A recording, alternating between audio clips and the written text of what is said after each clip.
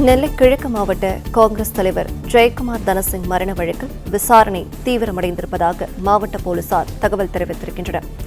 விவரங்களை வழங்குகிறார் நம்முடைய செய்தியாளர் நாகராஜன். வணக்கம். இது பற்றிய கூடுதல் தகவல் என்ன சொல்லலாம்?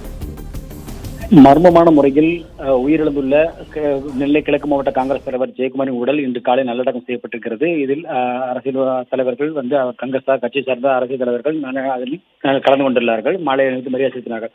இது ஒரு புறம் நடந்து கொண்டிருக்க, மற்றொரு புறம் வழக்கு விசாரணை என்பது அவர் இரண்டாவது கடிதம் ஒன்று கிடைக்கப்பட்டது. அதாவது ஏற்கனவே உருக்கமாக ஒரு கடிதம் எழுதியிருந்தார்.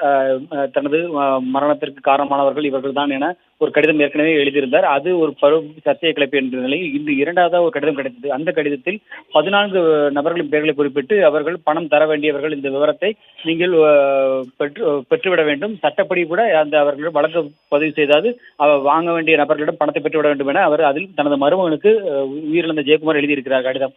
இந்த கடிதம் குறித்து காவல்துறையிடம் கேட்டபோது இந்த கடிதம் ஏற்கனவே, அதாவது கடந்த 3ஆம் தேதி ஜெயக்குமார் காணவில்லையான மகன் புகார் அளித்த போதே இந்த கடிதங்களும் சேர்த்து என் காவல்துறையிடம் கொடுத்துள்ளார். அந்த அடிப்படையில் அந்த புகார்களின் அந்த கடிதத்தில் உள்ள குறிப்பிட்ட பெயர்களின் அடிப்படையில் வழக்கு என்பது விசாரணை நடத்தி வருகிறோம். இது போக மேன் மிஸ்ஸிங் என புகார் பதிவு செய்யப்பட்டிருந்தது. ஆனால் தற்பொழுது அவர் உடல் கிடைக்கப்பட்டு பிரேத பரிசோதனை நடைபெற்றுள்ள நிலையில் அவரது அந்த வழக்கை தற்பொழுது 174 சிஆர்பிசி செக்ஷன் 174 என வழக்கை மாற்றி தற்பொழுது விசாரணையை தீவிரப்படுத்தி இருக்கிறோம். அதன்படி ஒவ்வொருவராக நாங்கள் இந்த விசாரணை வளையத்தில் கொண்டு வந்து விசாரணை நடத்தி வருகிறோம் என காவல்துறை தரப்பில் சொல்லப்பட்டிருக்கிறது. எனவே இன்று மாலைக்குள் அல்லது நாளைக்குள் இந்த பிரேத பரிசோதனை நாளை முடிவுகள் வரும் நிலையில் அதற்கான முக்கிய நபர்கள் குறித்த தகவல்கள் தெரிய வருவதற்கான வாய்ப்பு இருப்பதாக காவல்துறை வட்டாரங்கள் தரப்பில் தெரிவித்திருக்கிறார்கள்.